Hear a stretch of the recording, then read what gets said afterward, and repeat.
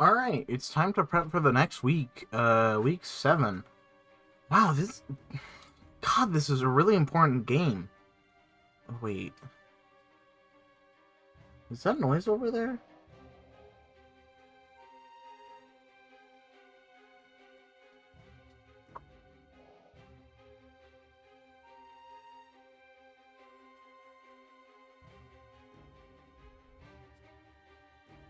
Metaman, why are you here? You asshole.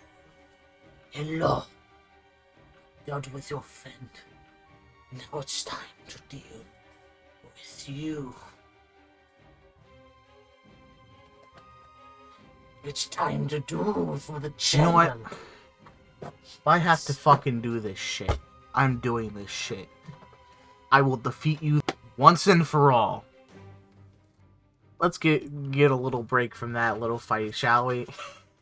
You'll see how it ends up. Anyway, hello and welcome to the Chucast. Welcome to week number 7 of KCC. A very important match this is. Both me and Breadboi are in the heat of the playoff race.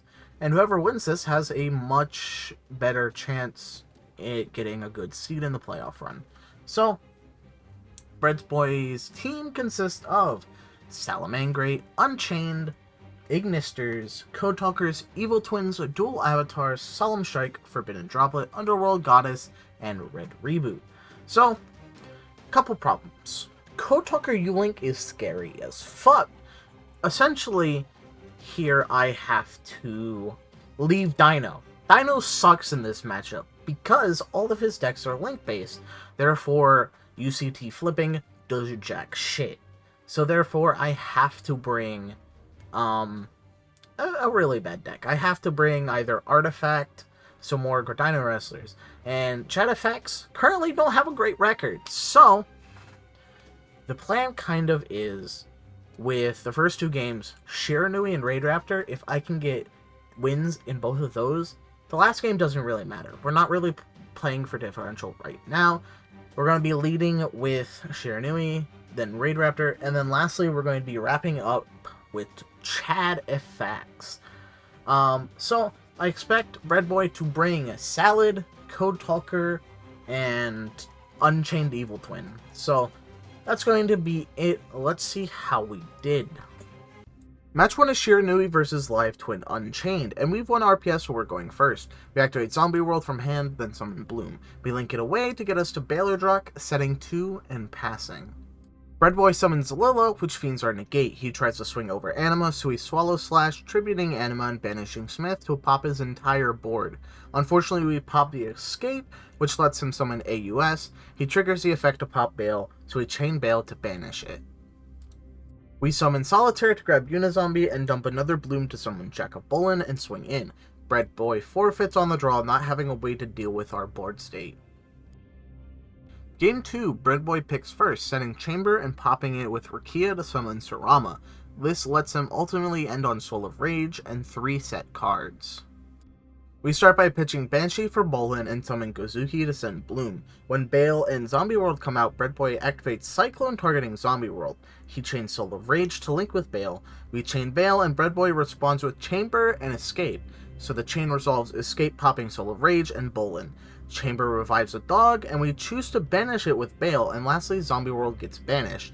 This could have been avoided if Breadboi waited till Cyclone resolved, but with the cards on hand, Breadboi isn't able to make a comeback, and we swing in for a 2-0 victory.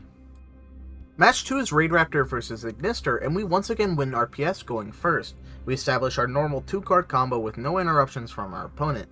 Breadboi responds in kind with 2 set cards, allowing us to attack for Game 1 the next turn. Game 2, Breadboi takes first and uses his damned field spell like 70 fucking times to summon each of the blobs, generating advantage galore and ending on transcode with 3 sets. This might be doable with our hand. We start by summoning Pank, which gets met with the Strike. We Vortex by discarding Mimicry to wipe the board, and when we go to search, Mimicry gets met with a Meister. We then normal summon Strangulanius to get something on board for offense, but we run into fucking Torrential. With an empty board and no interruptions, Breadboi is able to kill us on the following turn. Game 3, and we're once again going first. We start with Mimicry plus Extender, going into Force Strix, detaching to add Singing. As we activate Mimicry, it gets met with the Skullmeister. Luckily, we started with an extra Extender, and we're able to still go full combo and use the Prohibition in our hand to call Droplets, forcing our opponent to have no outs to our board, which forces the surrender, winning us the game 2-1 and launching us to 5-2. Match 3 is Chatterfax versus Code Talker. I once again have the pleasure of going first, and through no interruption, we're able to end on our desired end board of Dagda, Durandal, and a few set cards. Unfortunately, Breadboi activates Drought Blitz to negate our Durandal. He starts to combo off using his Cyburst monsters to get into Code Talker. We try and IDP it away, but unfortunately he has the necessary extension to continue playing and is able to make Access Code Talker an OTK. Game 2, we are forced to monkey flip and pass, hoping our interruptions are enough. Breadboi starts going through the combo, and when he activates Codec, we chain Ignition to remove it. Despite this, his multiple extenders allow him to keep going, forcing us to IDP to end his turn. On our turn, we activate IDP to get us a level 4, summoning Singing and Dinah. We use the wrong combo of level 4s for Force Strix, cutting us off of Raider's Night access, forcing us to end on Plan B versus a Link deck. Yeah, that's a problem. Breadboi is able to once again make Access Code Talker and swiftly take this game 2-0. I feel like I should add some sort of Bienas Code Talker meme here, but I'm too fucking lazy to do it right now. So that's it for week number 7. Good games to my good pal Breadboi. It was very fun. I don't know if it was fun for you, but anyway, the Chronicle of Chu vs. Metaman will continue next week. So stay tuned for that. We are currently 5-2, which puts us at a really good spot for playoffs. We need one more win to reliably lock playoffs, and if that wins versus Pikachu's, our next week opponent, we definitely lock. So, yeah, let's get a win. Hopefully, I would like to get first seed, but not going to expect it because Kylo is holding that shit down. Anyway, I hope you all enjoyed.